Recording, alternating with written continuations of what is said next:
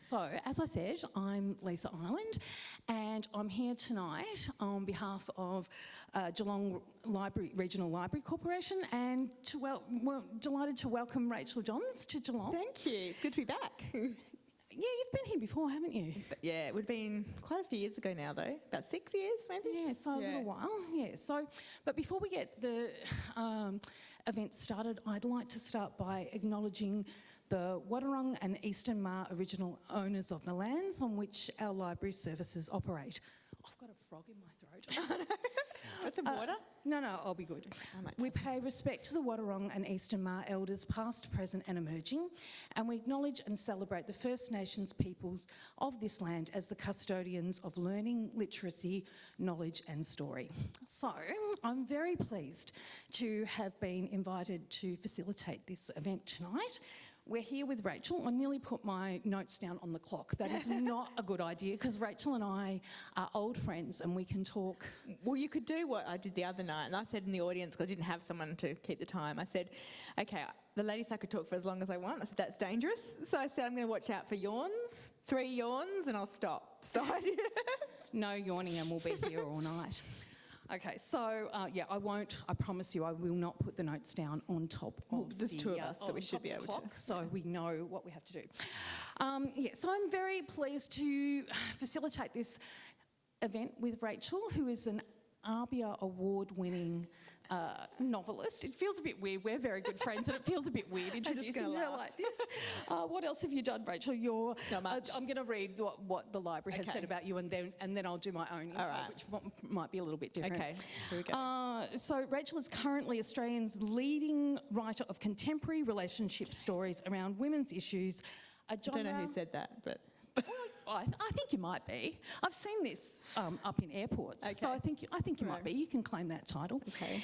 And that's a genre that you have coined, and I do know that this is true, life lit. Except someone else had the idea, then they gave it to me, kind of, as a publicist. It's pretty good, life lit. So I like it better than women's fiction. I think it's because we've got a few blokes in the audience tonight, so it's not just fiction for That's women. True.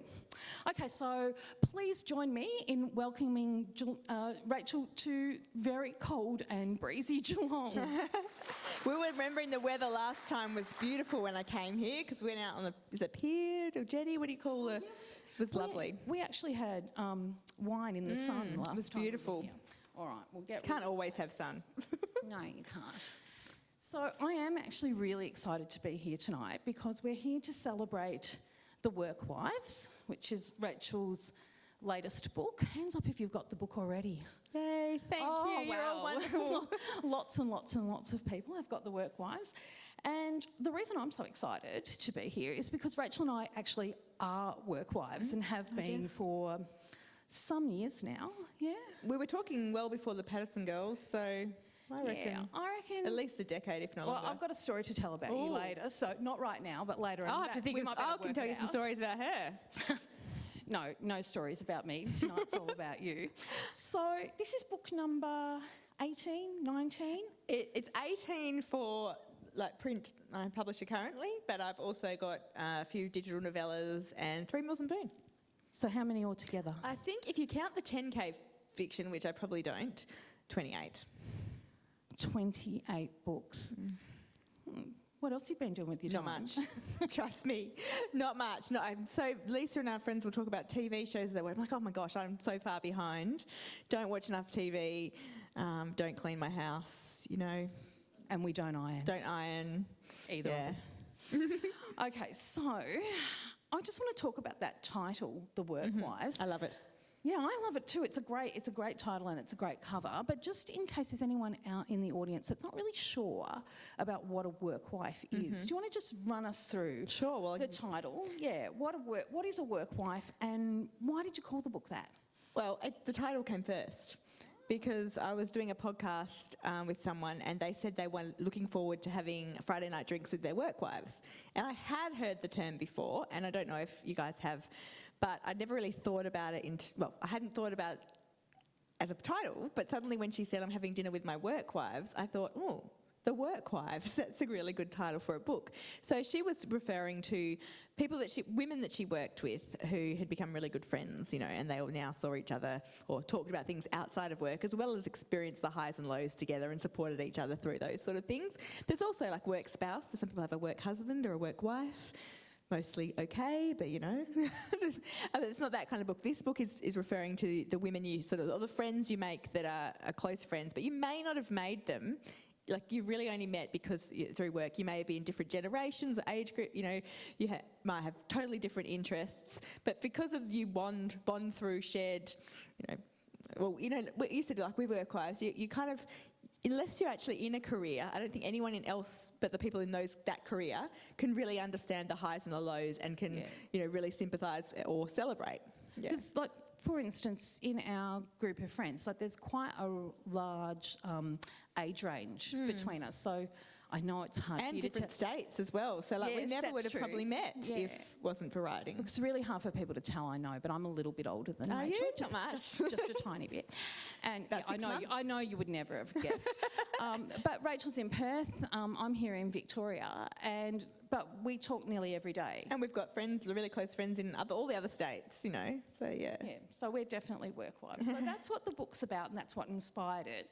So, I mean, I was going to say don't give us any spoilers, and please don't. It's hard to, but I'll try not to. Yeah. Please don't, because some people haven't read the book, but lots of you will know quite a lot about the book if you've already read it.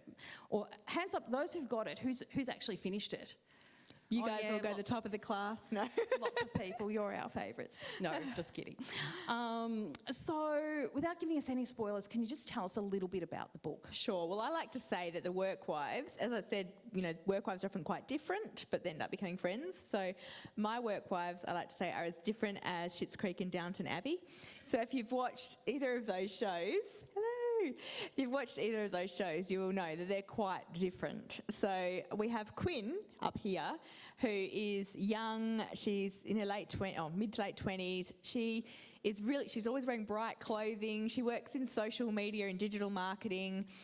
She's desperate to find the one, and she's addicted to dating apps. Because I don't know about you, Lisa, but I feel like writing a book, and there's a number of authors here. Hi, Ellie O'Neill. Hi, Tanya Farrelly. And have I missed anyone else?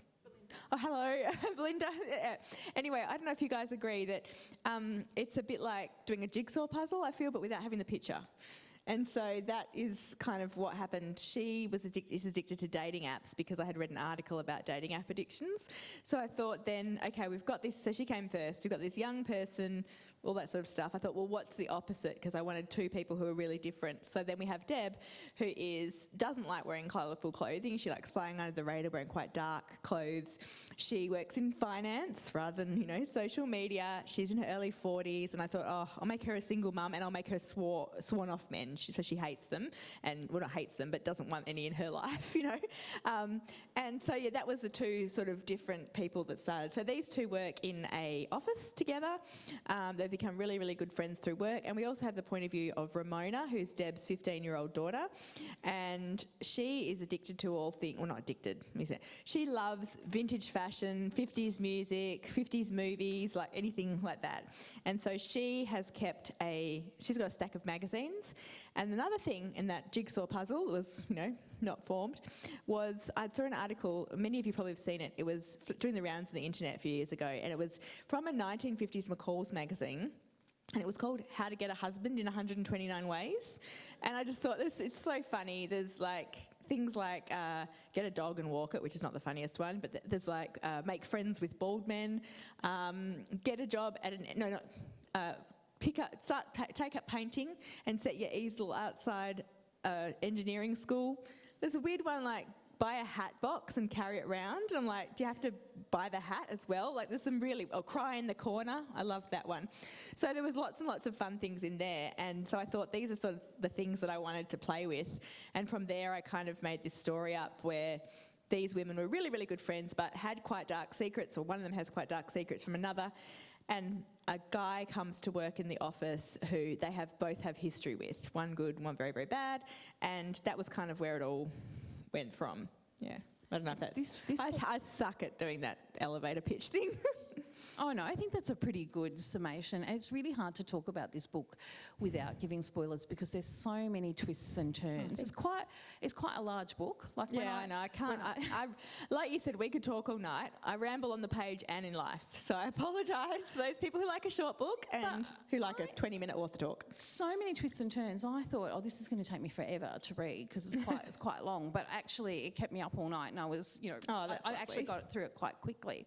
But we just touched on Ramona there. So Ramona's a 15-year-old girl. She's Deb's daughter. And I actually called you, didn't I, when I was first reading this, and I said, Rach, I just love Ramona. She's such a great character. I think you've done such a good job with her. And so I just want to know how did you, she seemed, and I know you're the mum of boys like me, we've both got 3 boys each, so I know you're the mum of boys, so this is a 2-part question. Okay. Oh my gosh, I can never do 2-part questions. Right. I'll remind you I'll remind you if you forget. So how did you research Ramona's character? Did you spend some time with teenage girls? How did you get her so...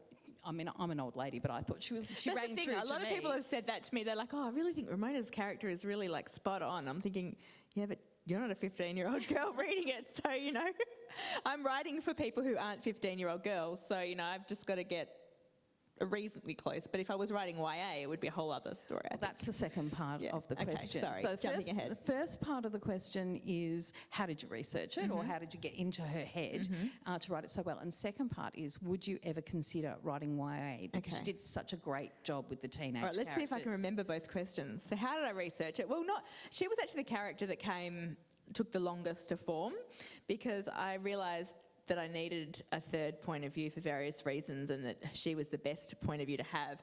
But, if you have point of view characters, they need to have their own sort of story going on as well as the overall plot for the book. And I wasn't really sure what her story would be, so that changed as I wrote it and changed different things. But as how I got in her head, well, I think I was a 15-year-old girl, and weirdly, I can remember that time a lot more than I can remember 5 years ago. I can remember the highs and lows of being a teenage girl, and, the dramas of friendship groups and falling in love, or, unrequited love, and just trying to fit in, and I just think about that was pre-social media, so it must be so much harder.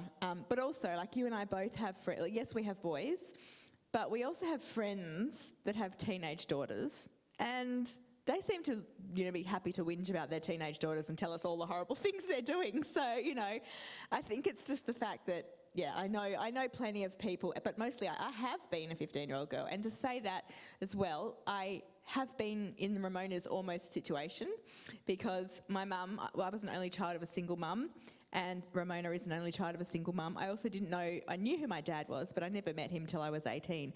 Ramona doesn't know who hers is, so it's, but I can get in her head into what that feels like. So I think that's really why. Yeah, you did an awesome hang job. on, I do remember the second part of the question. Sorry, I'm just stoked about that because, so would I like to write YA? Well, never say never.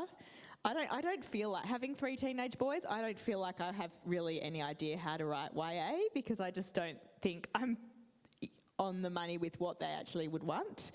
Saying that, like, a few years ago, my publisher had said to me, we were talking about doing a YA rural romance type thing, but still, I don't know if I have really. As I said, Ramona, I'm writing mostly for adults. Like, my audience are probably, 25 upwards mostly, I'm guessing. And so I'm writing a character who I hope is quite authentic, but it's not the same as writing for teenagers, Well, if that makes sense. Maybe just have a whole heap more teenagers in your books. I think it's to have a whole heap more teenagers. Oh, I was like, I've got don't enough. do that. No, don't do that.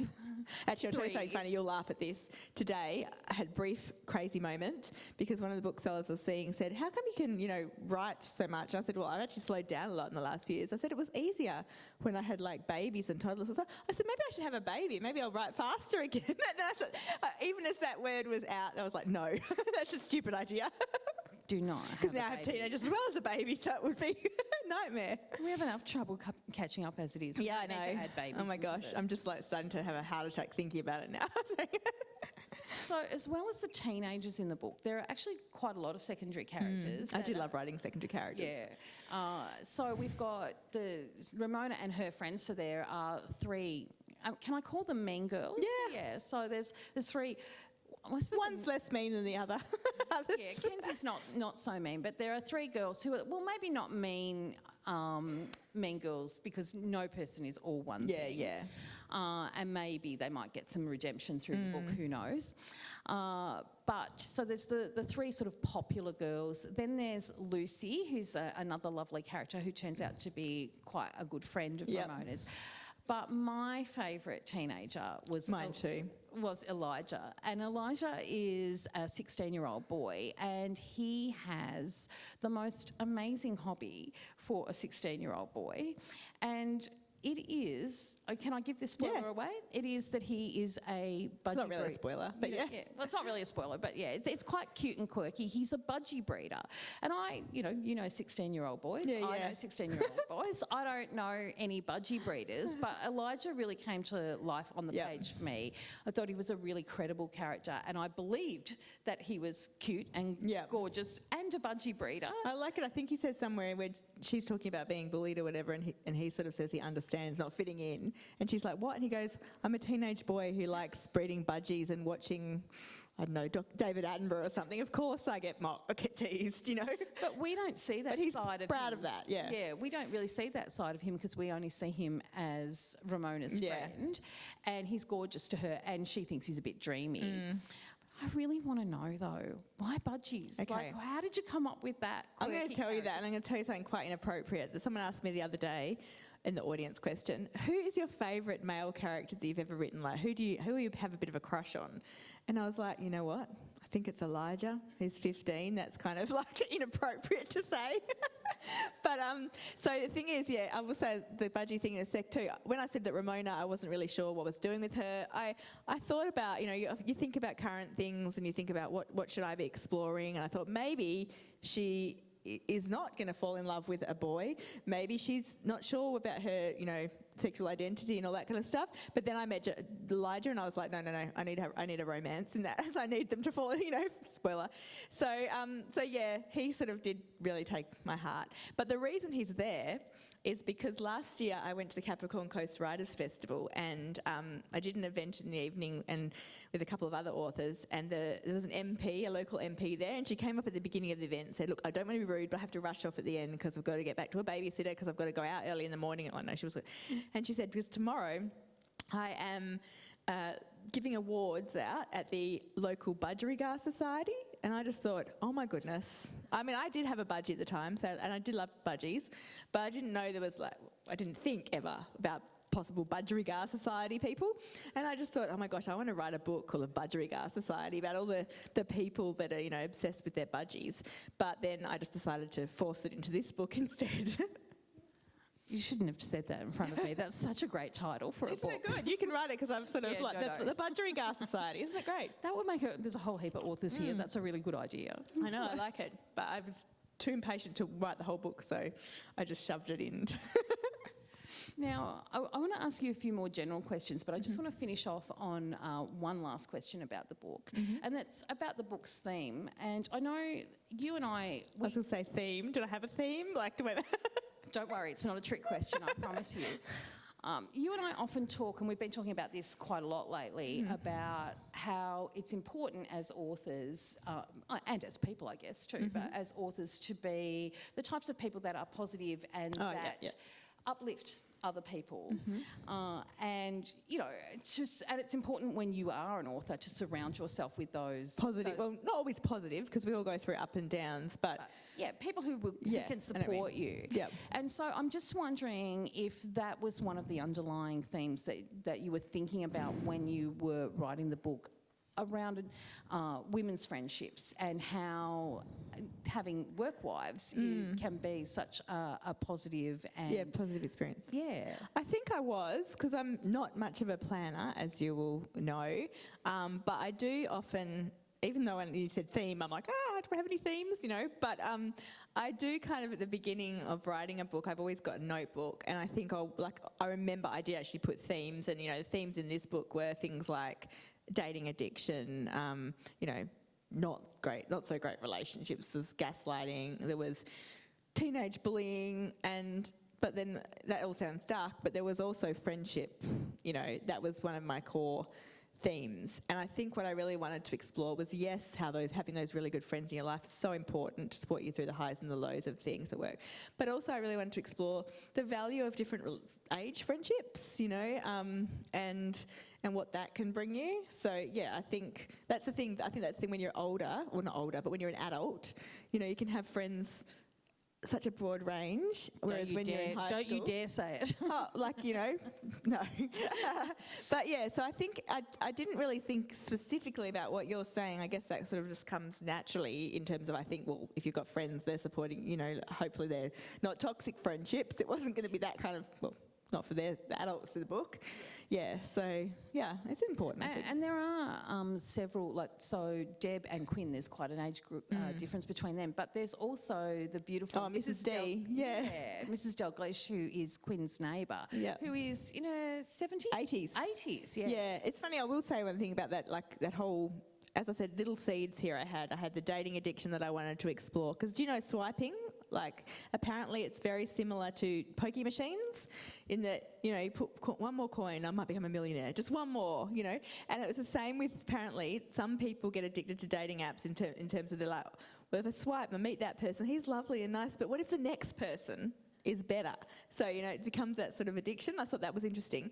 But Mrs. D came, this is when you write sort of organically and you just sort of go with the flow and hope. Mrs. D only came because Quinn decides, when she realises she's addicted to dating apps, that she's going to try the old-fashioned way, which is that husband list that I told you. And the first one is get a dog and walk it. But she lives with her brothers and his husband, who are the husband is allergic to dogs, so she can't get her own dog.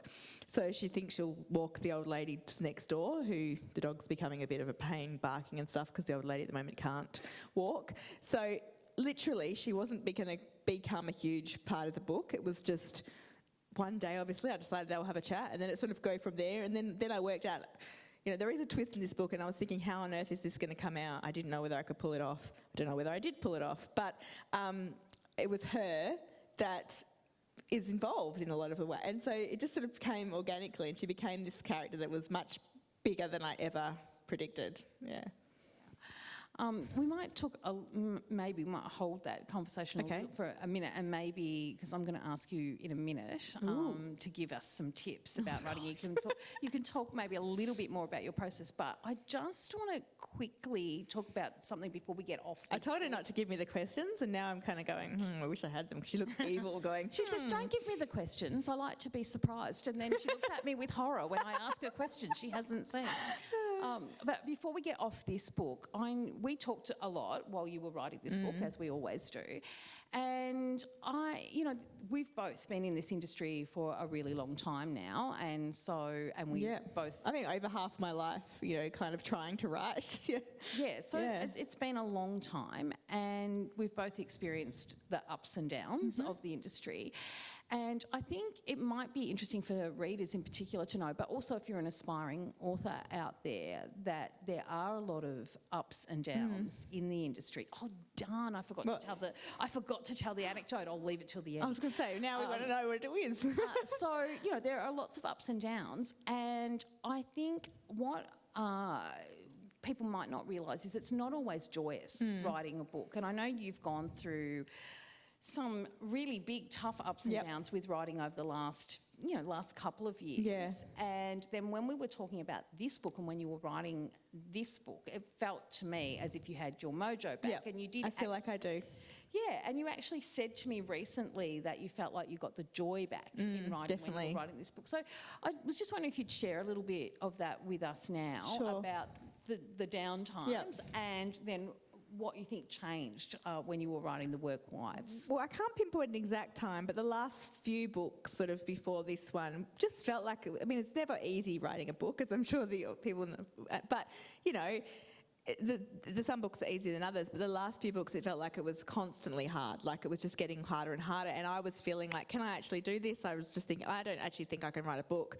I don't know how to do it, and I was starting to feel physically ill at the thought, like I wake up in the morning and think, oh my gosh, I have to write. I'm feeling ill. And it's not that I didn't want this job. It's not that I didn't want to do it. I love books and I love, everything about it, but I just felt like I couldn't do it anymore. And then it got to the point where I wrote Outback Secrets, which came out last year. I wrote 30,000 words of that book with one, it's a real romance, so it's got a hero and a heroine. I wrote 30,000 words with one heroine that I was planning on writing when I had that book simmering for quite a few years. And I just thought, it's not working. I can't even explain why. I liked the heroine. She was great. I liked the whole idea of the story. I really liked the themes that were there. So yeah, I did know the themes then. And I was really, but just something about it, I just felt sick, physically ill every time I thought about it. So I had a nap one day instead of wrote. And I woke up and I thought, I have to start again. But I had to keep the hero because it was a series kind of thing, and I'd sort of said that was the guy, he was really the only one that was sort of left to write at that stage. So then I thought, okay, I'm going to start from scratch. I came up with another heroine who I really, really loved. She was a librarian, it was great, and they were going to put on a Christmas pantomime in Bunyip Bay with all the familiar old characters and stuff, and I thought, I love this idea, it would be a lot of fun, and I was so excited about it, but I wrote 35,000 words of that, and I'm like, it's just not working. I can't get them to get together. I can't even explain it. And close writing friends were saying, it's you. It's not them. It's you. You've got all the elements of a good book. But I couldn't do it. So I scrapped 65,000 words. Then I actually asked my friend Brooke at the back here. I said, okay, so Brooke does a lot of blogging and reviews books and stuff. And I said, what's your favourite romance trope? And she said, fake relationship kind of thing. I said, okay, that's what I'm going to do. And I really thought, I'm just going to embrace sort of that concept. I'm going to bring it back to rural because the previous heroines weren't rural enough for me. And I thought, this is it. I'm going to either fail this book and never write again, or I'm going to get through it. But after that horrible process, even though in the end a lot of people liked the book and I was happy with it after a number of revisions, I just thought, I can't keep going like this because it's my job, but I want it to be, we often say when people say, oh, I should give up because it's hard or whatever, do give up because it's not easy and you don't necessarily make millions of dollars, but if you can't give up, then you're supposed to write. And so I wanted to write, and so I thought, well, I've got to do something different. So I took a month off social media because often it's the head noise of all the different, oh, someone's written 10,000 words a day and you can barely write 20, it just kind of gets to you. And I also went to see my doctor and I said, I'm in trouble because I feel so creatively burnout. I think it was burnout a bit. And so I started on anxiety medication and I talked to someone for a little bit. And then I really remembered, I said to myself, why all I ever wanted to do was earn a teacher's wage, and it's so easy once you hit one goal to think, well, that, I want the next thing. I want a movie deal. I want to hit the New York Times bestseller list, and it's so easy to look at what you don't have rather than what you do and forget why you did this in the first place. And why I do this is because I love reading books, I love story, and I like writing and creating characters. So that's all that matters, really. So I really made an effort to be kind to myself and to take the pressure off and go, if it takes me longer, so be it. But I'm going to put all the things that I love. I often say, actually, I'll save this for the aspiring writer thing, because I think you said a second ago you were going to ask that. But I just made this book fun. I threw things in, like you mentioned Ramona. Her dad's a priest. He's actually an Anglican priest. In my first version, he was a Catholic priest, single dad, Catholic priest, because I said he became a priest after his wife died. But I was just trying to throw all, and that means that she's kind of bullied and alienated at school, and I was like all these jokes the girls could be saying about her Catholic dad, priest, kind of thing. But I had to get out of that. The publisher's like, no, that's taking things too far. But I just chucked a whole load of things that amused me and made me happy while I was writing it. And so, that I found it again. And I've written one more book since. And I did the same thing. I added crazy things and I just enjoyed it. Like the next book, I've got nuns TikToking, I just had fun. And that's what I'm trying to do now. So a few people have said to me, it's so easy kind of to get overwhelmed by head noise, previous editors you've had, people have told you that you did something wrong in a book, or you can't write funny characters or whatever. And it's easy, like if we're also easy to take on negative thoughts rather than the positive thoughts that people give you. And so when, I probably made a mistake, I do read my book reviews, and I still do, but I now read them like I know my emotional state before I go to look at Goodreads or something. But it's easy to say, it's easy to ignore the 5 and 4 star reviews. There might be 100 more 5 and 4 star reviews, and then it's the 2 and the 1 that, get under your skin. And I've really gone, I actually don't care anymore. I had fun with it. And why do the people who didn't enjoy it, I don't enjoy every book I read, why do the people who did enjoy it matter more than the people who did? They don't. The people that like it, they're my readers, and they're the ones that matter. And so I'm really just going with that. Do you think it's maybe tapping into why you write? Is that I think so. The key? Yeah, it's like really focusing on and stopping on all that. the things that become like the more you write and stuff and the more you're in the industry, things that you think should matter, that really we all started writing because we liked, I don't know anyone actually who wrote and thought, I'm going to do this to make money, or I'm going to do this because I want to be, people started writing because they love story or they felt passion to write. I started because of therapy in a way, like I wrote my heartbreak, but then I caught the bug. No one starts doing this to hit New York Times bestseller list. Of course, all that kind of stuff would be lovely. But if you make that what matters, then you really live a very sad, boring, or not boring, a depressing life, As you were saying, the goalposts just continually shift. So it's really, if you are an aspiring author, that would be maybe your first tip, Rachel. Yes, probably. To think about why you write and to focus on to remember that. So while we're on that, just before you give your tips, I'm going to let you know that we've got 2 quick questions. So I'm just going to ask you this and then another quick question. And then I'm going to hand over to the audience for questions. So if you have a question for Rachel, start thinking about it and now. don't forget the books at the back. Oh, well, don't worry, I will. No, I'm just reminding, not me, it's a bookseller telling me, hey, remember me. Don't worry, Stace, I will be reminding people very strongly. Lisa and I did a few events a few years ago with Sally Hepworth in WA, and we just talked for so long about everything but our books at the time, and the bookseller, which was Bastleton Dimmick, she said at the end, can you actually mention the books? Maybe tell people what they're about so that maybe they would like to read them. We were like, of course. We did talk lots about writing and the writing process, just not the actual books that we were selling. Yeah. All right, so go for it, Rachel. What are your tips for aspiring authors? Okay, the first thing is, we're often told, and this is why I'm bringing to this, is we're often told write what you know. I don't think you should write what you know, definitely, because I don't know much. You don't know much either, let's face it. I know lots about lots of things. We know nothing. So I think you should write what you love. And by that, there's 2 parts of that. Like, write in the genre, that you are most passionate about. Don't write sci-fi if you love reading romance, unless you're writing sci-fi romance. So for years, I tried to write, I did a literary degree at uni, and I thought that's what I should be writing, when I really wanted to be writing something like Bridget Jones' Diary, but they wanted at uni to write the Booker Prize or the Pulitzer. So for years, I didn't really follow my heart. I wasn't trying to write the books that I was reading. And so it was not enjoyable. So you are like a long time you're with your book, it takes, months to years. And so you want to be enjoying it. So I would definitely be writing in the genre that brings you joy.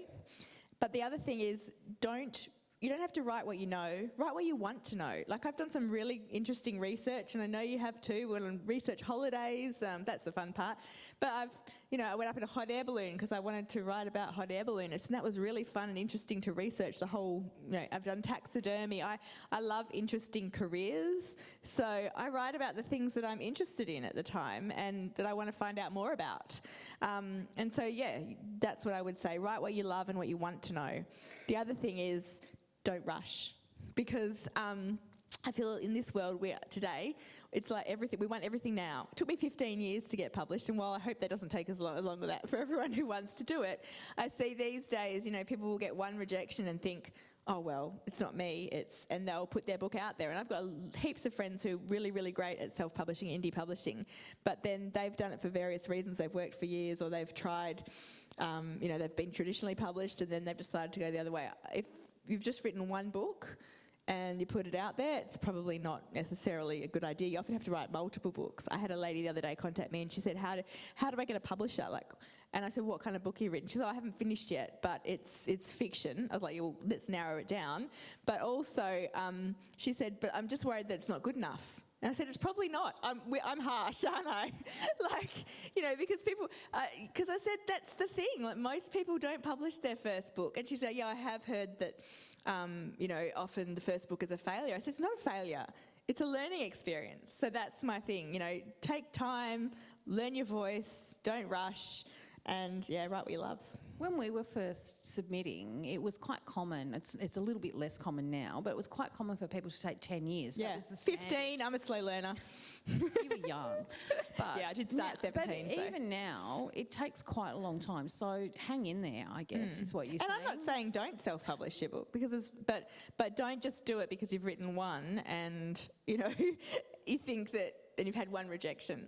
Learn the market, learn about publishing, have fun writing and finding your voice and stuff. And don't put the pressure, because one of the things I think when you have been published for a long time and you're doing it to earn your living, there's a lot of pressure there. And I think so many people writing their first book, and I was probably the same, you think, I want this to be published. And so you're just thinking ahead when you haven't even written the book. And it's just have fun with the book. And if something works, then great. But if not, write another one and, don't put so much pressure on yourself. All right, so now it's time to hear about your reading. Oh, golly. Do you have... Okay, I thought you were going to tell a story. No. Do you have an all-time favourite book? I'd probably have to say it's Bridget Jones' Diary, because of the fact that was the book that kind of made me go, oh, actually, I don't have to try and write literary fiction. That's good. I'm not saying that that's anything bad with that, but that wasn't me. And I suddenly thought, hang on, I can write a book that means something that people can, enjoy and they can relate to and they can have fun with, and it can make them laugh and cry, and that's okay. And so I really enjoyed that book because it was fun, it was relatable at the time, there was a bit of romance in there, which I really liked, but it was sort of like an epiphany for me. Yeah. What are you reading right now? Oh. Right now, I'm actually something on my Kindle and I cannot remember what it is. That's terrible. What have I read recently? I need my good reads, or I need Brooke to tell me. Yeah, that's right. I know, I'll tell you. So at the moment, I remember that you said that, what I'm currently reading. It's Happenstance by Tessa Bailey, which is actually a Why Choose romance. Has anyone heard that? So I'm just learning, what's out there in the market. And one of the really, really popular genres at the moment on TikTok is Why Choose. And I was like, why is this popular? And Tessa Bailey is an author. Anyone read Tessa Bailey? Yeah. She's quite well known and quite successful and stuff. And I like some of her books. So I thought, okay, if I'm going to read in this genre, she's someone who I think I will feel comfortable reading. And so it's Why Choose. It used to be called Reverse Harem, but they've decided that that's not the right term because of harem having certain connotations and different things. So it's called Why Choose. So basically it's one woman and 3 or 4 men and the romance of all of them together. And so the whole thing is, why choose one man when you can have 3 or 4? I mean, it sounds hellish to me because one is more than enough. But I'm just curious. So yeah, I'm reading that. Happenstance by Tessa Bailey. Okay, and what are you looking forward to reading? You've got any books coming up that you're looking forward to? I'm so terrible. There's lots I'm looking for. Yours? What's it, Dolly? Hang on. One and Only? One and Only Dolly Jamieson. So that's next January. So I'm looking forward to that, of course, because I always love your books. And there's lots of things I'm looking forward to. Another good friend of ours, Rebecca Heath, has her first crime novel out in January, The Summer Party. I've already read that though, so. Oh, I haven't read it. I'm looking forward to that one. I'm just trying to think. There's lots of things I'm looking forward to, but I've also got an online book club. In which Bree is my admin, well, one of the admins. No, you're only the admin, apart from me and Anthea, so I don't know what I'm talking about. Just tell us a little bit about how people can join that book club. I've got some cards somewhere here, which I'll put over on the signing table too. We've got about almost 5,000 people. Put your hands up if you're a member of our online book club. Yay! Oh, wow. And so, yeah, we just do a book once a month. So the next one we're doing is Christine Wells' One Woman's War. So I need to read that soon. And then Holly Throsby's Clark. So I'm looking forward to both of them. We do one book a month, and then myself and fellow author Anthea Hodgson and we discuss it sort of in video. And then we put 10 questions in the group, and people can answer if they want to or not. There's there's no pressure. You don't have to read the book of the month or whatever. And then heaps of people just chat throughout, sharing their recommended reads and all things like that. So it's lots of fun. That just reminded me. Can you tell us when is Anthea's next book coming out? Oh yes, and that's another one too. I'm looking forward to reading that because I haven't, because she won't let anyone read it until it's on the shelf. That is in April next year. It's called The War Nurses. I always get confused if it's...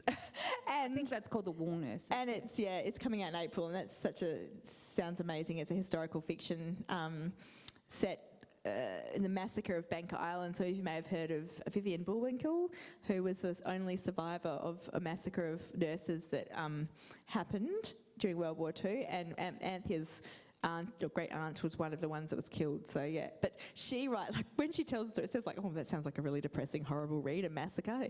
But Anthea has such a humorous way of writing, and I know her editor Alia said it made her laugh the whole way through as well as cry. That she just shows the real strength and camaraderie of these women who were in this horrific situation together. Yeah, I can't wait to read that one. What about you? What are you looking forward to? Sarah, put you on the spot as well. I know you're putting me on the spot. Kylie Ladd, I'm looking forward to that too. One of my all-time favourite authors. She's an Australian, but I can't think of the title of that. But that's coming out in January. I don't know. I'll leave you with. Yeah, I knew it was a lead. Tell me again, Craig. I'll leave you with this. I knew it was something like that. I don't know if I was going to say I know a little bit about what that's about. It's got a gorgeous cover too. I love it. Yeah, I won't say in case it's a spoiler. Okay, but I want to hand over to the audience. Hang on, what's your anecdote? Do I want to know this or not? Oh, I was just going to, when we were talking about lifting each other up... I might regret asking this question. No, it's a good one. Okay. I was just going to say, when we were talking about lifting each other up, I was saying, I was going to tell people about how it really is important as an author to have other authors who are further along the road than you to support you. And Rachel never remembers this story, but I was just... I don't remember much. I have a terrible memory. I was just going to say how actually Rachel got my career started, really. It would have been, you were published 2012, was that right? Yeah, I think the end of 2011 for my first digital, yeah. And it was 2013, and I was looking for a contract, and I was writing rural romance at the time, and we had mutual friends, and they suggested that I get in touch with Rachel, and I said, I can't get in touch with Rachael Johns. She's a published author. Like, what am I going to say? I don't remember this at all.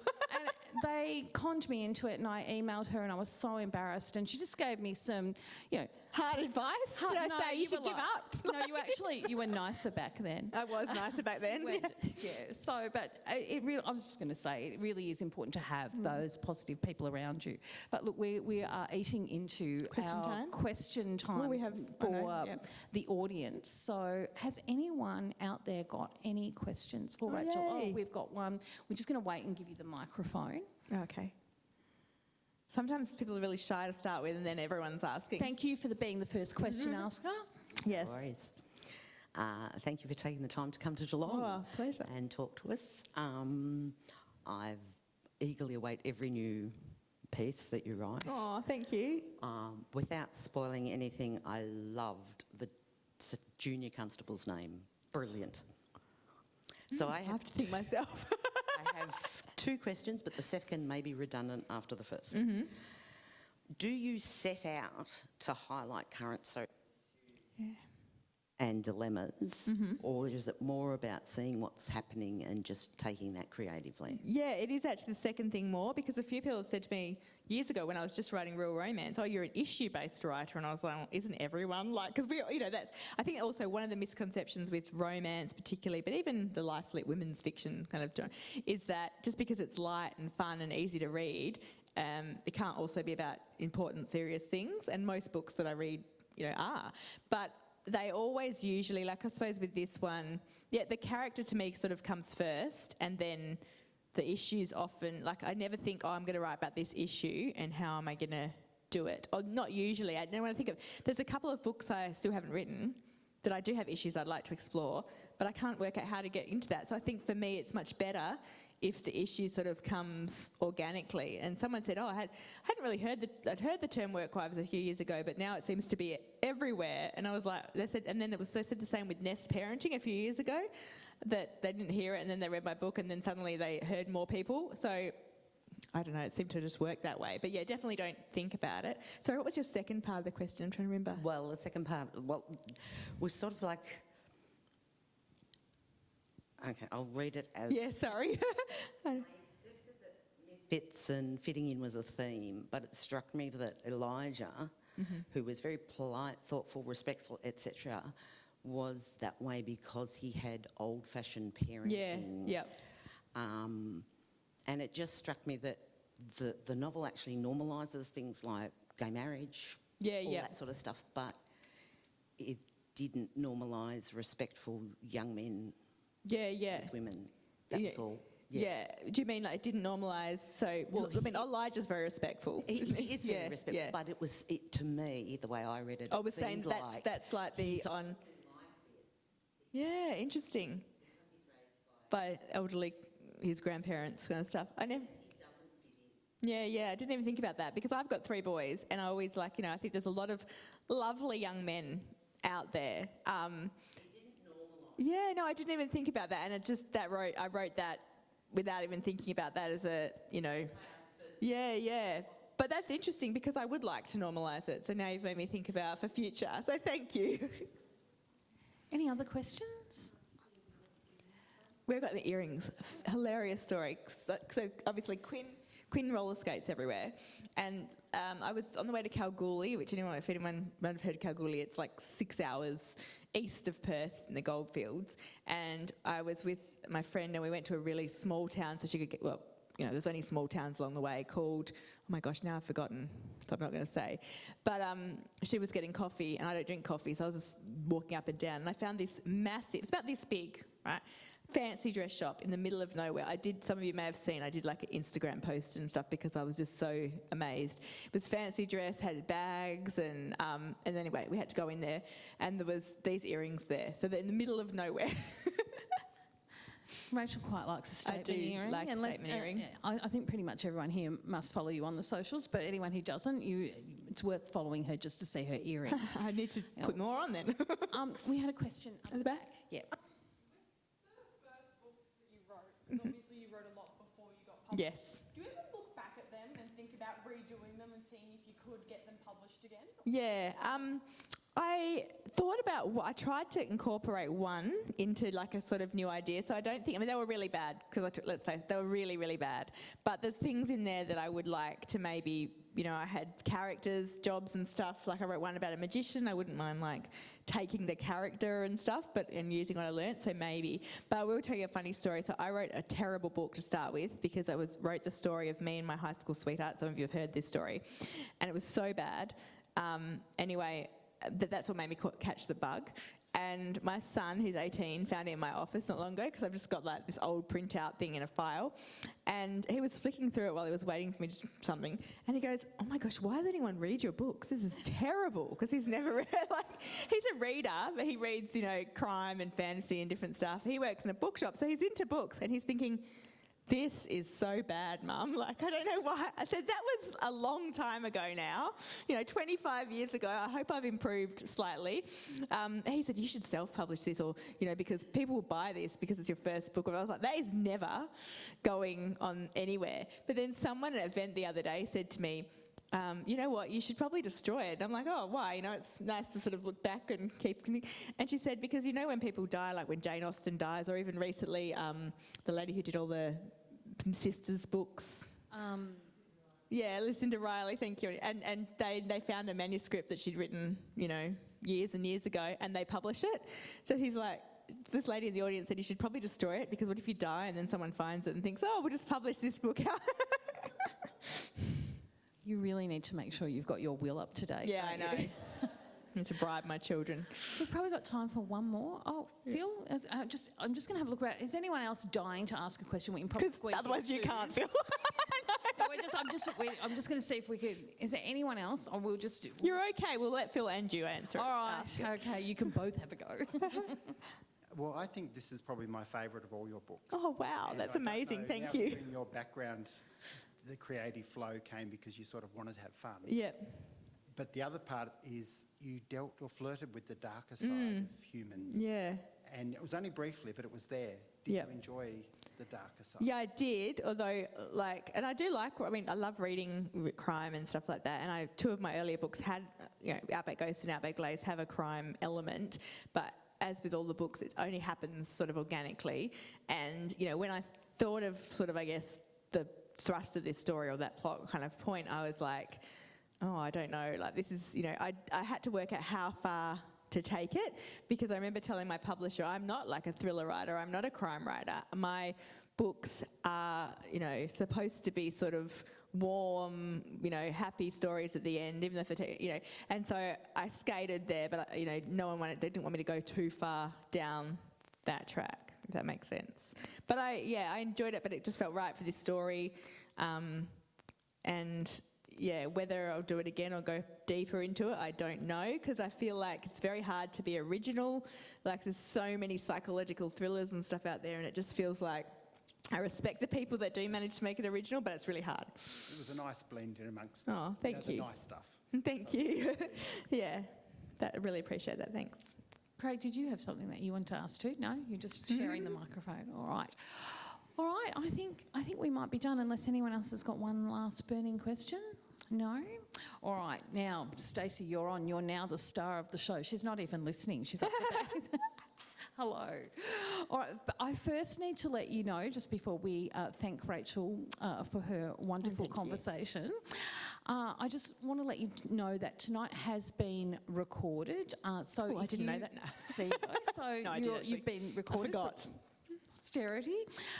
So if you'd like to watch or listen to the discussion again or recommend it to your family or friends, it'll be uploaded to the library's YouTube channel within the next couple of days, so just keep an eye out for that. Now, as we have alluded to several times, we have the lovely Stacey Moore from Book Grove. Thank you for coming. In Ocean Grove. Stacey, I'm just going to let you in on a secret. She's my favourite bookseller in the whole world, and not just because she's here. She doesn't really say that at every event. It's true. I've been to events of hers. She's never said it before. So No, I have never said it before, but Stacey is my favourite bookseller, so please be kind to her. And if you haven't already got Rachel's book, it's available, and she's very kindly. I also got yours. Yeah, that's Yes. my last book is there, which was very kind of you to which is bring a great to book. us. I really loved that book. Very clever. Set in Geelong. Yep. Yeah, so if you haven't, yes. Oh, thank you. I mean, you just quickly tell the pitch you told everyone at our events before it was out. It was that one line, basically. It's about a woman who wants to break her husband out of a nursing home and go on a road trip or something like that. And I was like, everyone was suddenly, when's that book out? When's that book out? It's about an elderly woman who breaks her husband out of a nursing home, takes him on the road trip of a lifetime. But half the book is set in the past, so back in the 1950s and 60s when they first met. But if you don't have Rachel's book, we're here to celebrate her book tonight. I can highly recommend it. It kept me up all night. Which is why I've got, I read it ages ago. Actually, I was going to say that's why I've got bags under my eyes, but I actually can't blame Your Rachel's eyes book. look better than mine. I've got some sort of weird bloodshot thing in my eye, so I apologise if you come up to me and I look like a vampire. So if you buy Rachel's book tonight, she will sign it for you, as will I. If you And if you're not already a member of our book club, please feel free to join. If you've brought along one of Rachel's books tonight with you, you'll be happy to sign those. And the Work Wives is also available to borrow from Geelong Regional Libraries in hard copy ebook. And so in I think paperback. it's a hardcover for a second. I was like, I didn't know how to hardcover. Oh, no, that would be exciting, wouldn't it? In paperback, ebook and audio book. So just once again, thank you for coming along this evening. It's great to see so many of you, so many familiar faces and so many new faces to me as well. And on behalf of Geelong Regional Libraries, we hope to see you again soon. Thank you, Lisa, for being such a fabulous interviewer. And thanks to everyone for coming, and to the library, and for Stacey from Bookspace.